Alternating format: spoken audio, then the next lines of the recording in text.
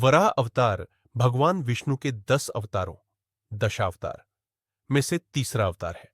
इस अवतार में भगवान विष्णु ने एक विशाल वराह, जंगली सुअर का रूप धारण किया और पृथ्वी को राक्षस हिरण्याक्ष से मुक्त कराया। सृष्टि के प्रारंभिक काल में कश्यप ऋषि और उनकी पत्नी दिति के 2 पुत्र हुए, हिरण्यकशिपु और हिरण्याक्ष। दोनों असुर बहुत शक्तिशाली थे और ब्रह्मा जी से वरदान प्राप्त करने के बाद अहंकारी हो गए थे। हिरण्याक्ष ने अपनी शक्ति से तीनों लोकों में आतंक मचा दिया। उसने देवताओं और ऋषियों को हराकर स्वर्ग और धरती पर अपना अधिकार जमा लिया।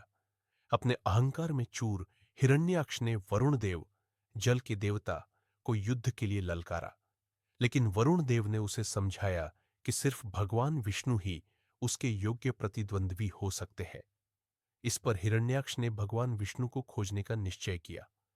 वह अपनी शक्ति से पृथ्वी, भूदेवी को उठाकर समुद्र के गहरे गर्त में ले गया, जिससे संपूर्ण संसार संकट में पड़ गया। भगवान विष्णु ने पृथ्वी को बचाने के लिए एक विशाल वराह, जंगली सूअर का रूप धारण किया। यह वराह एक पर्वत जितना विशाल था। इसकी चमक हजारों सूर्य के समान थी और इसकी गर्जना से पूरा ब्रह्मांड गूंज उठा। जब भगवान वराह समुद्र में प्रवेश करने लगे तो देवताओं ने उनकी स्तुति की। वराह ने अपने विशाल दांतों से पृथ्वी को उठाया और जल के बाहर लाने लगे। हिरण्याक्ष ने जब यह देखा कि वराह पृथ्वी को जल से बाहर निकाल रहा है, तो उसने भगवान विष्णु को युद्ध के लिए ललकारा। दोनों के बीच भयंकर युद्ध हुआ, जो हजारों वर्षों तक चला।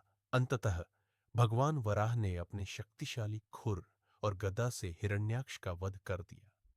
देवताओं ने इस विजय पर भगवान विष्णु की स्तुति की और उन्होंने पृथ्वी को पुनः उसके स्थान पर स्थापित कर दिया।